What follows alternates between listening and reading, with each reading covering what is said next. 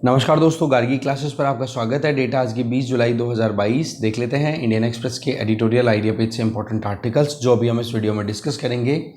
First जो article का issue है वो है कि रुपी लगातार डेप्रिशिएट कर रहा है। अभी ट्रेड जो है वो हो रहा है कि $1 इसके बराबर हो चुके हैं 80 रुपये।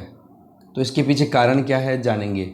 दूसरा हम देखेंगे कि जो भी डिजिटल प्लेटफॉर्म्स को रेगुलेट करने के लिए पॉलिसीज़ बनाई जा रही है उसमें इंडियन एमएनसीज़ का पार्टिसिपेशन बहुत कम है, तो वो बढ़ना चाहिए। उस पॉइंट ऑफ व्यू से आर्टिकल देखेंगे।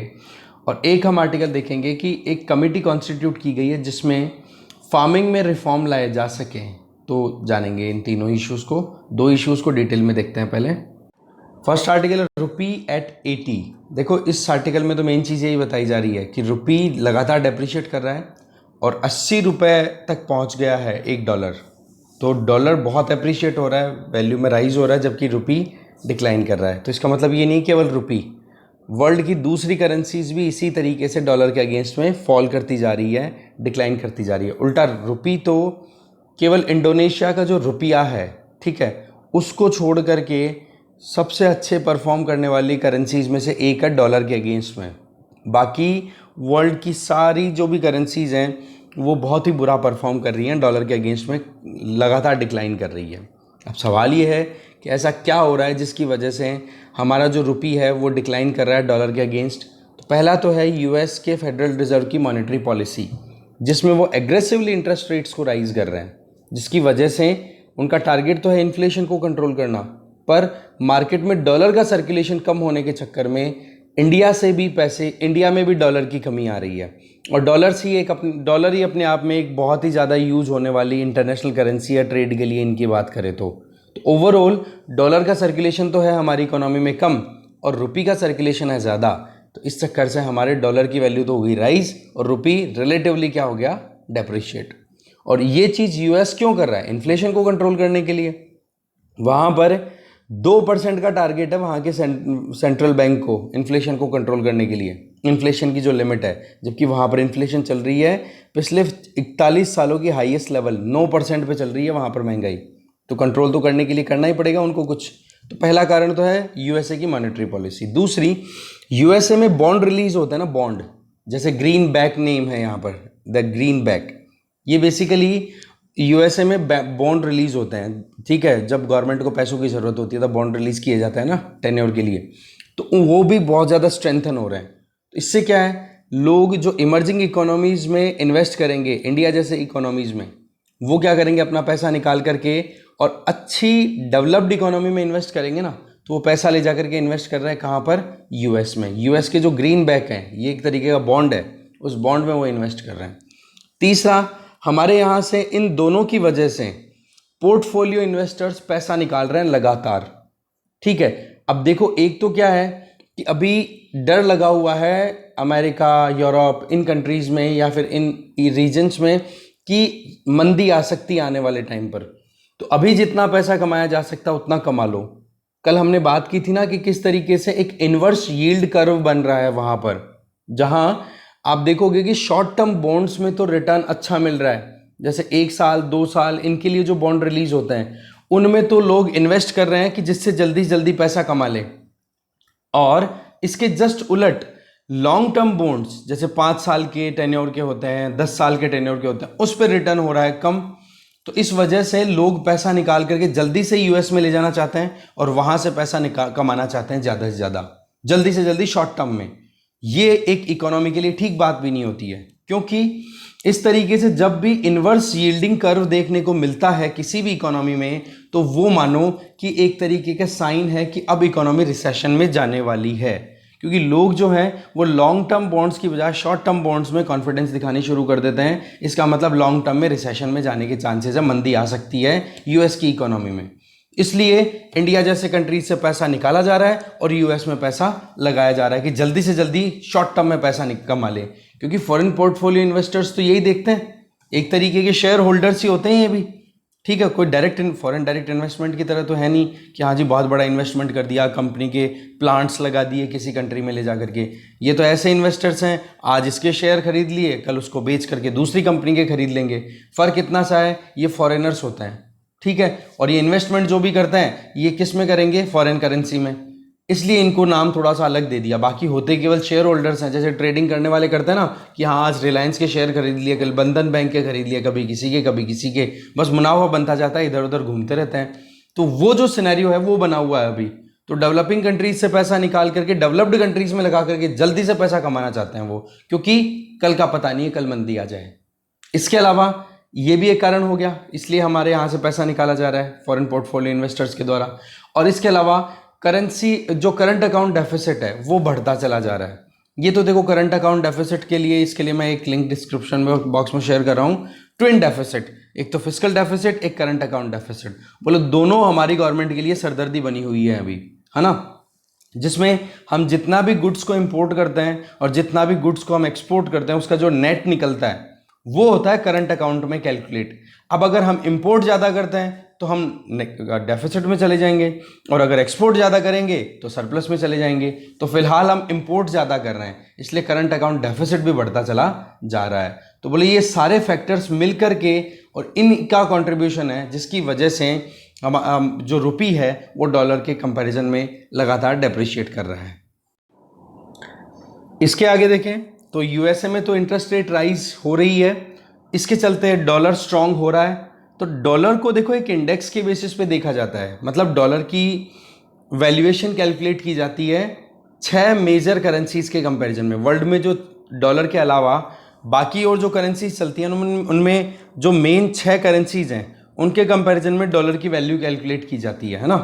तो उसके कंपैरिजन में जो वैल्यू कैलकुलेट की जाती है उसको इंडेक्सिंग की जाती है, उसकी रैंकिंग दी जाती है कि हाँ जी अभी कितना % चल रहा है डॉलर का वैल्यूएशन, ठीक है। जैसे आप नॉर्मली देख सकते हो कौन कौन सी मेजर करेंसीज आ जाती हैं, जैसे पाउंड स्टर्लिंग हो गया, यूरो हो गया, ठीक है, येन हो गया। इस तरीके से इनको लेकर के बीजिंग जो चाइना की रेमनबी है इसको ले लिया।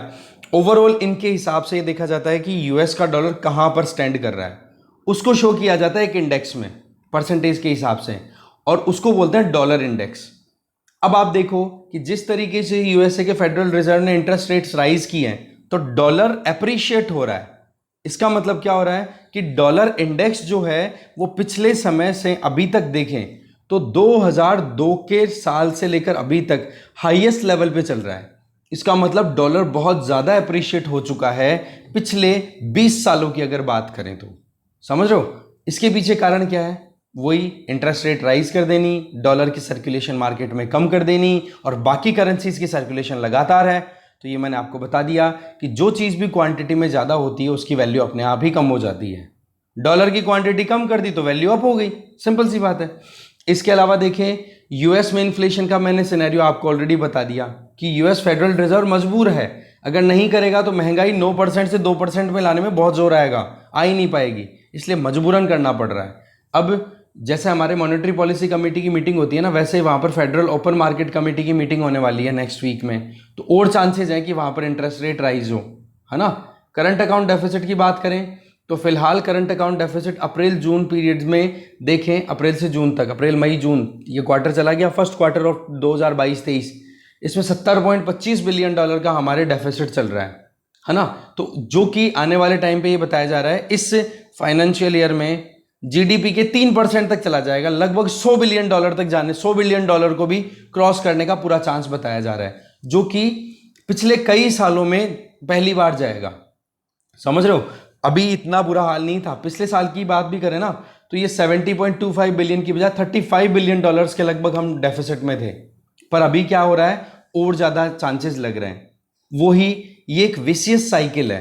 देखो सीधी सी बात है, अगर डॉलर एप्रिशिएट होता है इसका मतलब हम कह सकते हैं कि रुपी जो है वो डेप्रिशिएट कर रहा है, डिक्लाइन कर रहा है। तो हम कुछ भी, आज भी हम बहुत ज़्यादा इंपोर्ट डिपेंडेंट कंट्री हैं, एनर्जी पॉइंट ऑफ व्यू से तो बहुत ज़्यादा हमारी जो क्रूड ऑयल रिक्वायरमेंट है उसका 85% तो हम इंपोर्ट ही करते हैं। तो वो जो इंपोर्ट के लिए पैसा देना पड़ेगा वो तो हमें ज़्यादा पे करना पड़ता है ना, इस चक्कर में और ज़्यादा नुकसान बढ़ता चला जाता है। तो ऐसे में बोले मैक्रो इकोनॉमिक एनवायरनमेंट की अगर हम बात करें कहाँ, इंटरनेशनल लेवल, तो बोले बाकी करेंसीज का हाल भी खराब ही है। ये तो इंडिया का रुपी थोड़ा सा अच्छा परफॉर्म कर रहा है, ठीक है। अब ये तो परिस्थितियां हो गई। अब बात यह है कि क्या आरबीआई और गवर्नमेंट सो रहे हैं? जवाब है नहीं सर, जागे हुए हैं। इन्होंने अच्छे से अपनी तरफ से कोशिश ये की है कि कैसे भी करके कैपिटल इनफ्लो हो, ज़्यादा से ज़्यादा फॉरेन एक्सचेंज इंडिया में आए, जिससे कि हमारी करेंसी का वैल्यू है वो थोड़ी सी अप हो, है ना।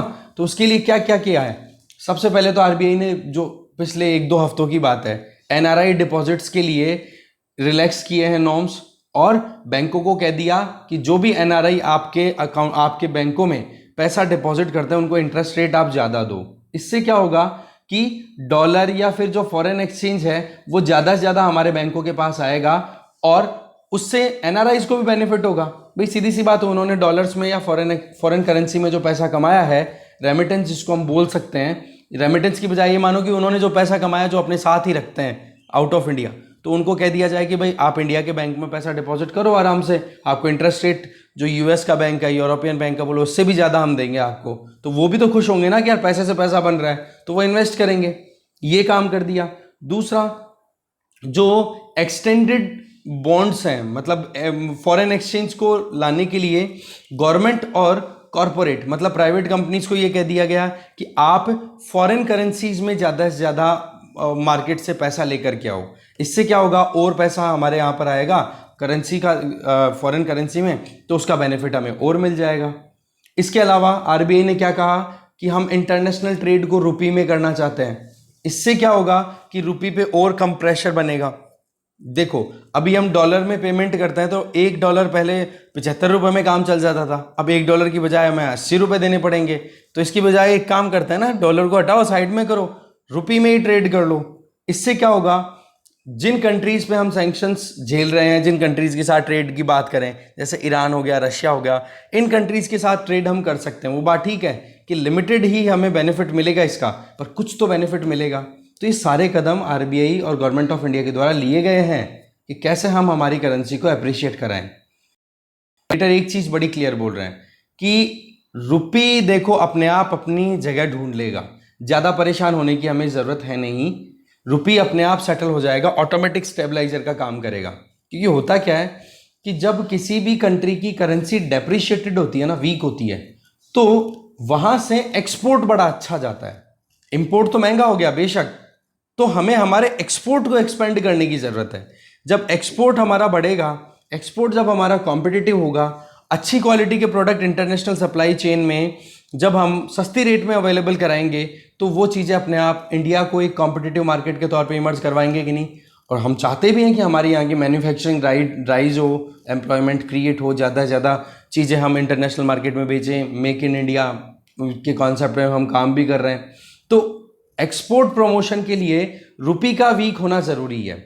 और दूसरी चीज़ ये है कि हमें अभी फ़िलहाल ये भी समझना होगा कि ग्लोबल इकोनॉमी बहुत ज़्यादा क्राइसिस से गुजर रही है, जिसमें सबसे बड़ा क्राइसिस तो है जियोपॉलिटिकल क्राइसिस, जिसमें रशिया अभी भी यूक्रेन में लगातार अटैक करता चला जा रहा है पिछले 4-5 महीनों से।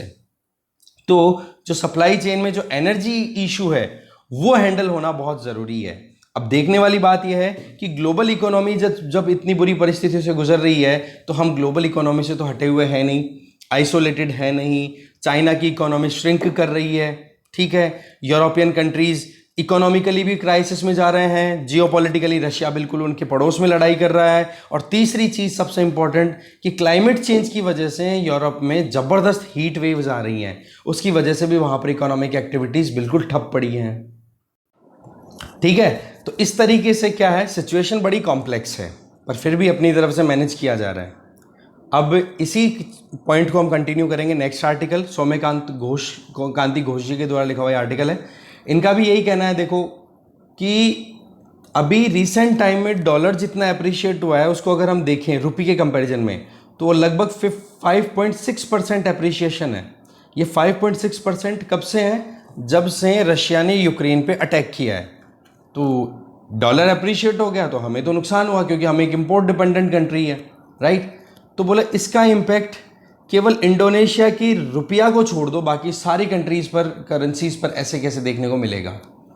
अब राइटर बोलना चाह रहे हैं कि किसी भी करेंसी को, जैसे हम डॉलर की बात करें, तो डॉलर के अप्रिशिएशन को और रुपी के डेप्रिशिएशन को अगर हम रिलेट करना चाहें, तो हमें, अब हमने प्रीवियस आर्टिकल में ये चीज़ देख ली थी कि डॉलर इंडेक्स रिलीज होता है, ठीक है, जो ये दिखाता है कि डॉलर जो है वो वर्ल्ड की टॉप 6 करेंसीज के कंपैरिजन में कहाँ पर ट्रेड करता है।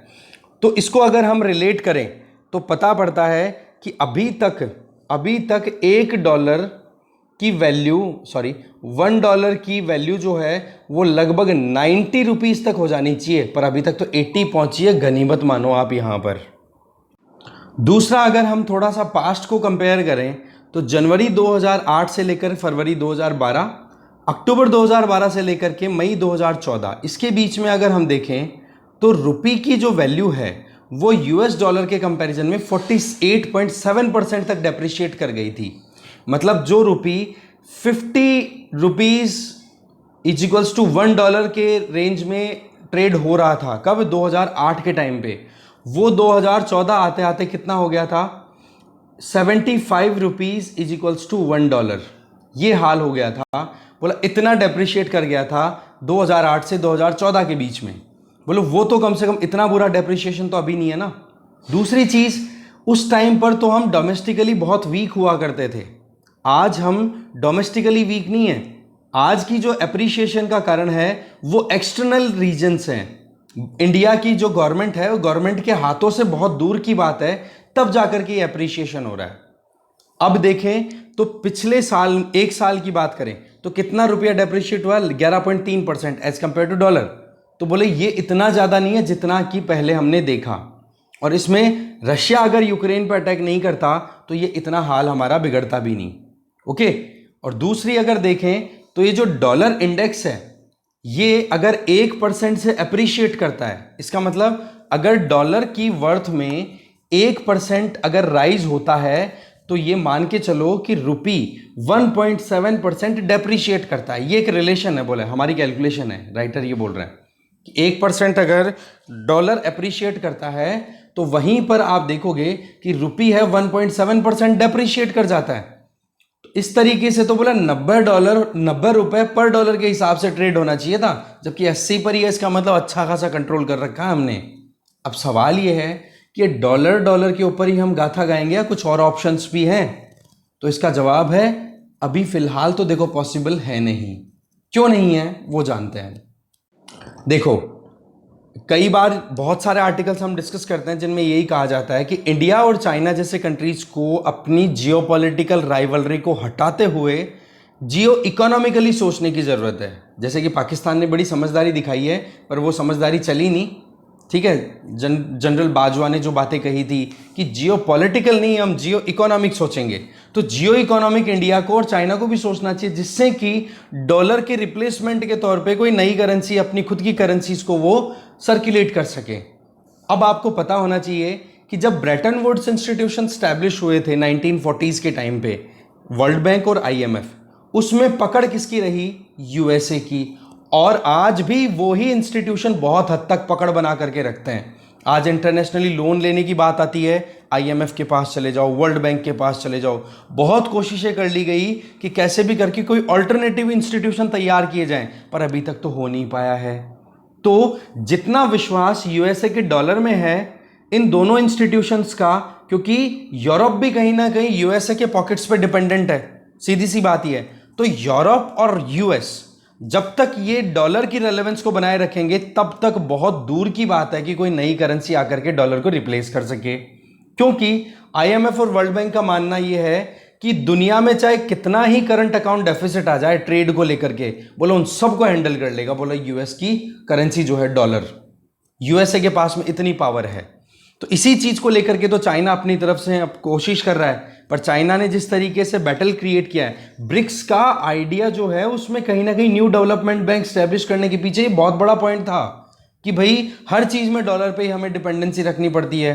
आज USA की इकोनॉमी सेंट्रल इकोनॉमी बन के बैठी हुई है वर्ल्ड में, तो उसको रिप्लेस करने के लिए कोशिशें तो कर रहे हैं, सब हाथ पांव मार रहे हैं, पर जब तक वो कोलैबोरेटिव मैनर में काम नहीं करेंगे तब तक कोई ऑप्शन निकल के नहीं आता है।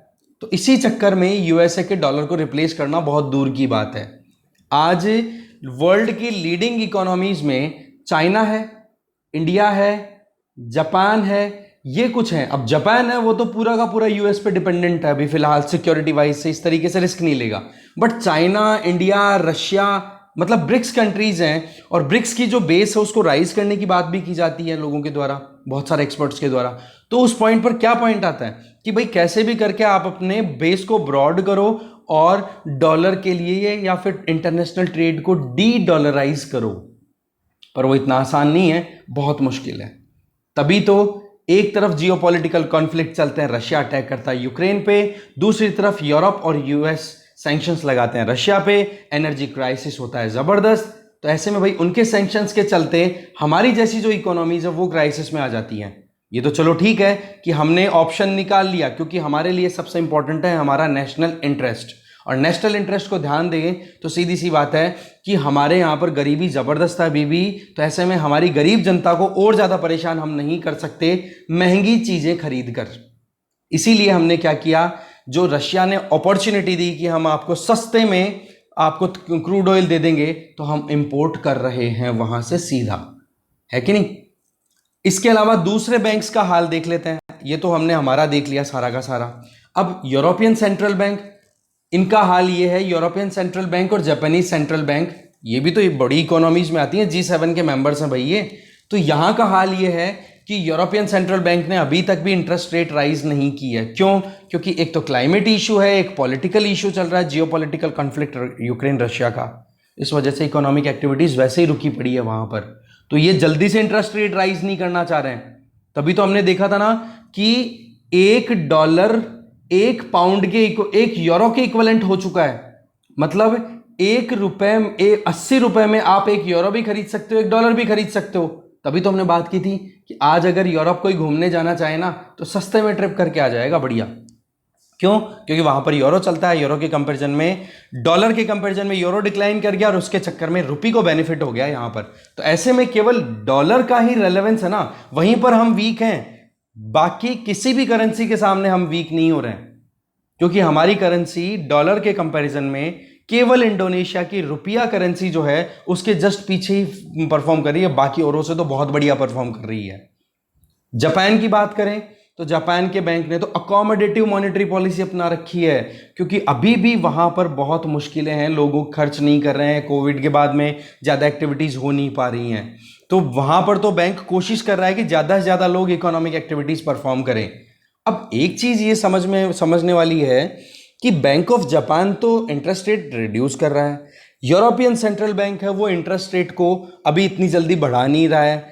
तो यहां पर फेडरल रिजर्व ने इतनी जल्दबाजी क्यों की और इतनी इंटरेस्ट रेट राइज क्यों है? इसका मतलब यूएसए का फेडरल रिजर्व है वो फेल हो गया सही से पॉलिसी फॉर्मुलेट करने में। तो ये एक पॉइंट यहां पर बताया जाता है राइटर के द्वारा। अब देखो आगे कयास लगाए जा रहे हैं कि यूरोपियन सेंट्रल बैंक की मीटिंग होगी, वो भी इंटरेस्ट रेट राइज करेंगे, यूएस के फेडरल रिजर्व की भी मीटिंग होगी, वो भी इंटरेस्ट रेट राइज करने के चांसेस बन रहे हैं वहां पर भी, क्योंकि इन्फ्लेशन लगातार बढ़ती चली जा रही है। पर एक चीज बड़ी क्लियर है कि हमारे लिए क्या इंपॉर्टेंट है।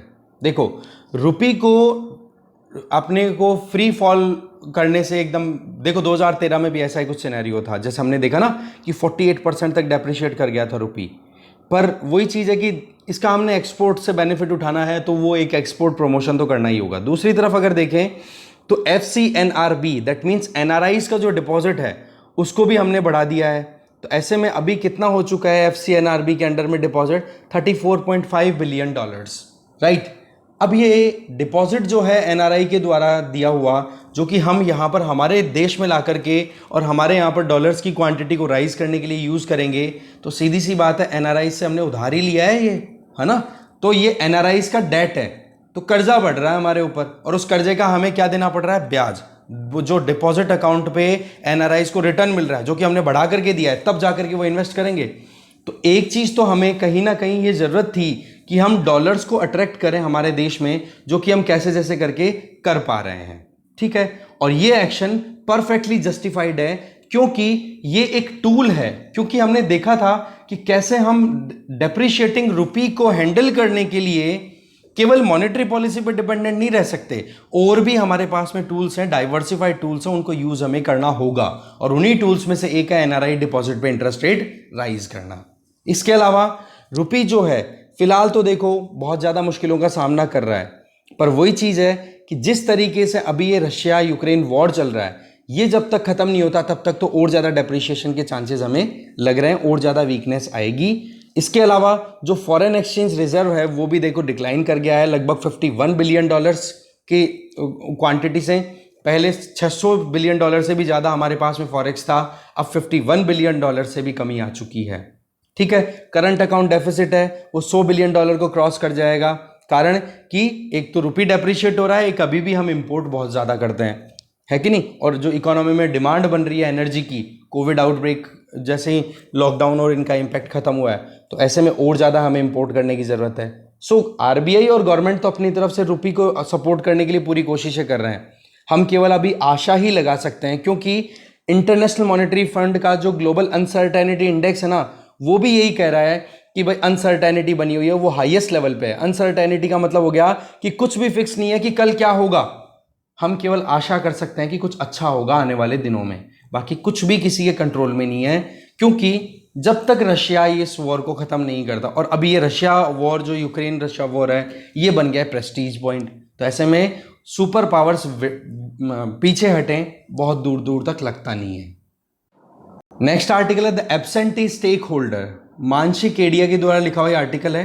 देखो, ministry of electronics and information technology लगातार अलग अलग ड्राफ्ट्स, अलग अलग प्रोविजंस रिलीज कर रही है। जैसे कि इंफॉर्मेशन टेक्नोलॉजी रूल 2021 की बात करें, इसके अलावा देखा जाए तो अलग अलग आप देख सकते हो लॉज हैं, पॉलिसीज़ हैं, उनके ड्राफ्ट हैं, वो रिलीज़ किए जा रहे हैं। जैसे आप देख सकते हो electronics and information technology ministry जो है उसके द्वारा ड्राफ्ट अमेंडमेंट रिलीज़ किया गया है इंफॉर्मेशन टेक्नोलॉजी रूल्स 2021 में। मतलब कि आप देखो जो रूल्स रिलीज़ किए गए थे 2021 में, जिसमें जो ये सोशल मीडिया इंटरमीडियरीज इनका जो डेफिनेशन था वो हो गया, ग्रीवांस रिड्रेसल का इशू था, फिर कमेटी कॉन्स्टिट्यूट की गई है, वो सारी चीज़ें हो गई। इसके अलावा Indian data accessibility and use policy, इसका ड्राफ्ट रिलीज़ किया। इसके अलावा national data governance framework policy, इसको अभी रिलीज़ किया गया है। इसके अलावा new cyber security directions, for example आप देख सकते हो ई कॉमर्स पॉलिसी है और डेटा प्रोटेक्शन बिल, ये दोनों होल्ड पे हैं, इन पे अभी बातचीत चल रही है। ओवरऑल इतना कुछ हो रहा है हमारे यहाँ पर। डिजिटल मार्केट को अगर एक्सेस करने की बात करें, उसको रेगुलेट करें, इतनी ज़्यादा हाइपर एक्टिविटीज़ हो रही हैं, बोले यहाँ पर बहुत कुछ पार्टिसिपेशन देखने को मिल रहा है। जो डिजिटल जाइंट कंपनीज है, इंटरनेशनल प्लेटफॉर्म्स पे ऑपरेट होने वाली है, उनका तो बोलो पार्टिसिपेशन गजब का हो रहा है। और ये जो डिजिटल जाइंट कंपनीज है जैसे गूगल, फेसबुक, अमेजॉन, बोले इनका इतना रोल है हमारे यहाँ पर पॉलिसी फॉर्मुलेशन में, जिसमें आप खुद देख सकते हो कि कहीं पर भी गवर्नमेंट कुछ पॉलिसी बनाती है तो ये अपना आर्ग्यूमेंट डेफिनेटली देते हैं कि भाई साहब ये ठीक नहीं है, ये सही है, और ये आप करो, ये आप मत करो। बेशक इन कंपनियों ने कंज्यूमर को, बिजनेस को और गवर्नमेंट को, तीनों को बहुत बेनिफिट पहुंचा है। ऐसी बात नहीं है, गवर्नमेंट को रेवेन्यू भी अच्छा मिलता है, बिजनेस भी एक्सपेंड हो रहे हैं डिजिटल प्लेटफॉर्म्स पे, और कस्टमर को भी बहुत ज़्यादा बेनिफिट होता है। हम जैसे लोग जो हैं कोई भी परचेसिंग करते हैं तो चॉइस हमारे पास में अवेलेबल होती है कि किससे हमें खरीदना है, किससे नहीं खरीदना। तो ओवरऑल देखा जाए तो डिजिटल इकोनॉमी की तरफ हम बढ़ते चले जा रहे हैं कि नहीं। अब सवाल ये आ जाता है कि डेटा प्रिवेसी हो, डिजिटल प्लेटफॉर्म को रेगुलेशन की बात करें, डेटा लोकलाइजेशन की बात करें, इन सारी चीज़ों को लेकर के इन बड़ी कंपनियों ने तो अपना व्यू, ओपिनियन दिया है और ये देते रहते हैं। Startups, think tanks, civil society organisation, सबका पार्टिसिपेशन है जब कभी भी कोई हमारे यहाँ पर नई पॉलिसी, नया कुछ भी किया जाता है डिजिटल डोमेन में। तो मिसिंग कौन है? मिसिंग है हमारी MNCs, Tata, Reliance, Aditya Birla group, Godrej, ITC, Bajaj, hero, जो कि इंडिया के डेवलपमेंट में बहुत ज़्यादा रोल प्ले कर चुके हैं, और ये इनका रोल हम बिल्कुल भी इग्नोर नहीं कर सकते। चाहे फिर वो कंज्यूमर इलेक्ट्रॉनिक्स हो, ऑटोमोबाइल्स हो, फूड प्रोसेसिंग हो, फैशन प्रोडक्ट्स हो, फार्मास्यूटिकल हो, एनर्जी हो, लंबी लिस्ट है, हर चीज़ में पार्टिसिपेशन है। रिलायंस जियो को तो छोड़ दो, बाकी सारी कंपनियां अब कोशिश कर रही हैं कि वो डिजिटल टेक्नोलॉजीज में अपनी मैन्युफैक्चरिंग लेकर के आएँ, डिजिटल टेक्नोलॉजी के बेसिस पे वो डिस्ट्रीब्यूशन नेटवर्क को डेवलप करें, अपनी जो पेनिट्रेशन है मार्केट में उसको राइज करें, और क्लाइंट सर्विसेज जो है कंज्यूमर्स को डिलीवर कर सकें। ओवरऑल ये सारी कंपनियों में केवल रिलायंस जियो ही एक ऐसी कंपनी है जो कि एडवांस्ड में काम करती है। बाकी सारी कंपनियां अपनी तरफ से एफर्ट्स कर रही है कि हम भी इसी तरीके से काम करें जैसे कि अमेरिकन या वेस्टर्न कंपनीज काम कर रही हैं इंडिया में आकर। तो डिजिटल प्लेटफॉर्म की यूटिलिटी इन कंपनीज के लिए भी इंपॉर्टेंट हुई कि नहीं? क्या इनकी एब्सेंस ठीक है जब पॉलिसी फॉर्मुलेट की जा रही है, जब ड्राफ्ट रिलीज किया जा रहा है गवर्नमेंट के द्वारा और उस ड्राफ्ट पर डिबेट हो रहा है, ठीक है, तो ये भी तो एक इंपॉर्टेंट स्टेक होल्डर्स है ना, तो इनका पार्टिसिपेशन ना होना कहीं ना कहीं एक गड़बड़ बात है। अब जैसे देखा जाए तो टाटा ने अपनी तरफ से टाटा क्लिक करके काम किया है, ठीक है, और न्यू के साथ मिलकर के, न्यू एक कंपनी है जिसके साथ टाटा ने कोलैबोरेट किया, टाटा क्लिक करके अपना प्लेटफॉर्म शुरू किया है जिससे कि वो ज़्यादा से ज़्यादा ई कॉमर्स प्लेटफॉर्म को यूटिलाइज कर सके और अपना बेस राइज कर सके। इसके अलावा देखा जाए तो आज के टाइम पे हमारी इकोनॉमी में इतना ज़्यादा एक्सपेंशन हो चुका है, उस एक्सपेंशन में जो इंपॉर्टेंट कंट्रीब्यूशन पिछले अगर 10 सालों की बात करें जब से इंटरनेट का यूज़ इतना ज़्यादा हुआ है, उसमें अगर बात करें तो सबसे ज़्यादा कंट्रीब्यूशन फॉरेन कंपनीज़ का रहा है। हमारी कंपनीज ने भी बहुत ज़्यादा पार्टिसिपेशन दिया है, पर जितना पार्टिसिपेशन उन कंपनीज का देखने को मिला उतना इनका नहीं है। ऐसे में 1991 में जब हमने एलपीजी पॉलिसी अडॉप्ट की थी, जब हम एक क्लोज्ड इकोनॉमी हुआ करते थे, हमने हमारी इकोनॉमी को लिबरलाइज किया, जो टैरिफ थे उनको हमने रिड्यूस किया, हमारे प्रोडक्ट इंटरनेशनल मार्केट में बिकने जाने लग गए, इंटरनेशनल प्रोडक्ट जो थे वो इंडिया में बिकने आने लग गए। तब हमारी जो डोमेस्टिक कंपनीज थी उन्होंने एक लॉबी क्रिएट की जिसका नाम था बॉम्बे क्लब। अब उस बॉम्बे क्लब को एंटरटेन करने के लिए गवर्नमेंट ने अपनी तरफ से पॉलिसीज बहुत फॉर्मुलेट की कि कैसे भी करके वो जो इकोनॉमी लिबरलाइज हो रही है उसका बेनिफिट वो खुद भी उठाए, चाहे वो इंटरनेशनल मार्केट में या फिर फॉरेन मार्केट में उठाए।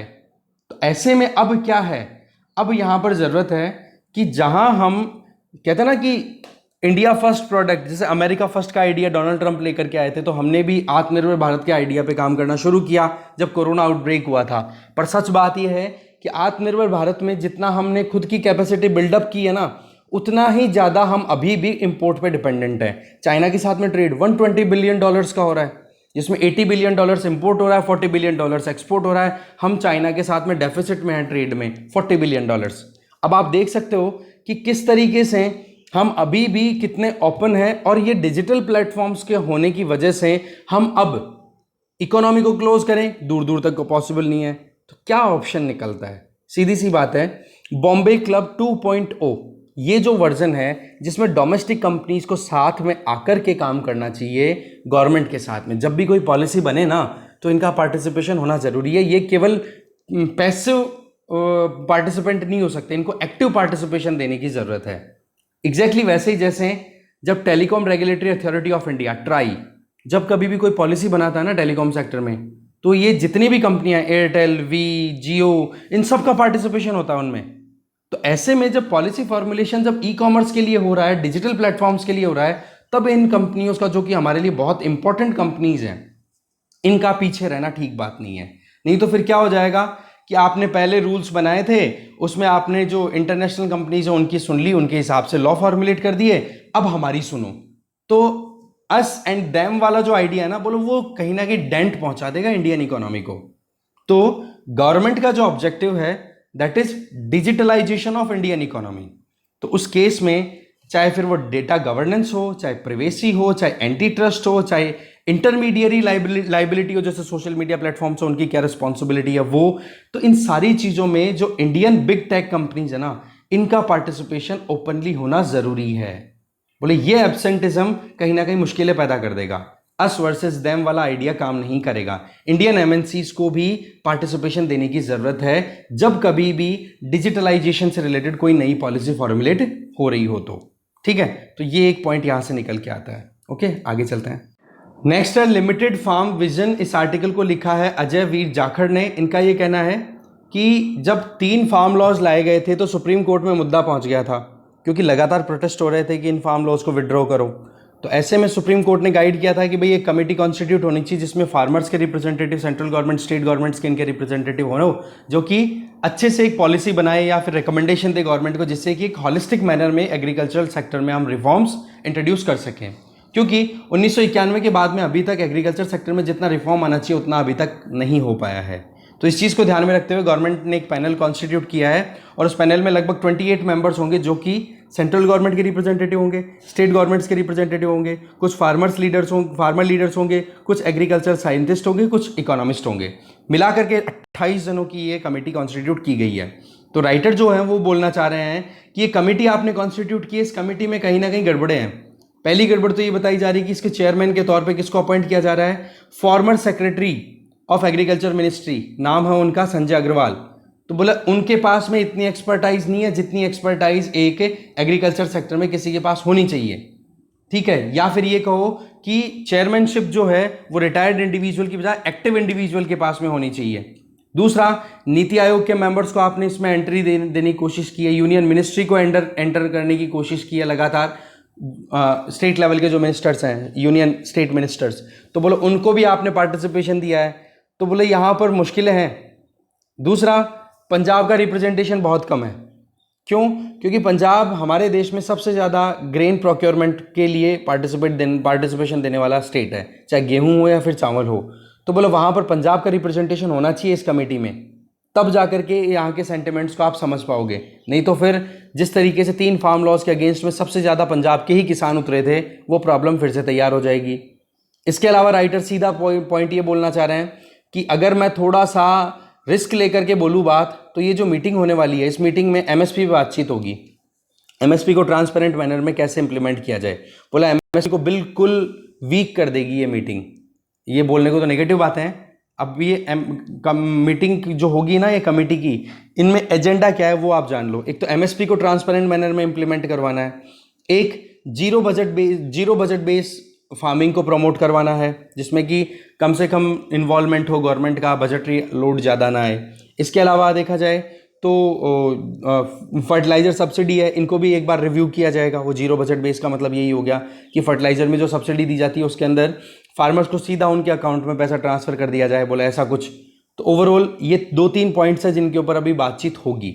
अब देखने वाली बात है आउटकम क्या आता है। यहाँ पर राइटर जो है वो तो केवल नेगेटिव बात बोल रहे हैं, बोले सब कुछ डाइल्यूट कर देगी ये कमेटी की जो मीटिंग्स होंगी वो, क्योंकि इसमें डोमिनेंस है सेंट्रल गवर्नमेंट की, और सेंट्रल गवर्नमेंट उसी तरीके से अपना काम करेगी जिस तरीके से बोले प्रीवियसली फार्म लॉज लाए गए थे। अब देखने वाली बात है क्या आउटकम आता है। फिलहाल राइटर बहुत नेगेटिव बातें बोल रहे हैं। अब कमेटी में क्या कमियां हैं वो थोड़ा सा यहाँ पर पॉइंट दिए हुए हैं, तो एक बार आप नज़र डाल लेना। मेनली तो यही बोला जा रहा है कि डोमिनेंस सेंट्रल गवर्नमेंट की है, इसलिए यहाँ पर फार्मर्स इस बात से राजी होंगे कि नहीं होंगे। फार्मर्स का रिप्रेजेंटेशन कम है, और फार्मर्स का रिप्रेजेंटेशन जिस स्टेट से होना चाहिए तो पंजाब से बोलो वहाँ से भी कम है। ये चीज़ इनका कहना है। ये बेसिकली पॉलिटिशियन पंजाब से एसोसिएटेड ही है, ठीक है ना। तो इस डिस्कशन में जो भी कंटेंट था वो हो गया हमारा ख़त्म। ये आप देख लेना एक बार आर्टिकल को। Thank you.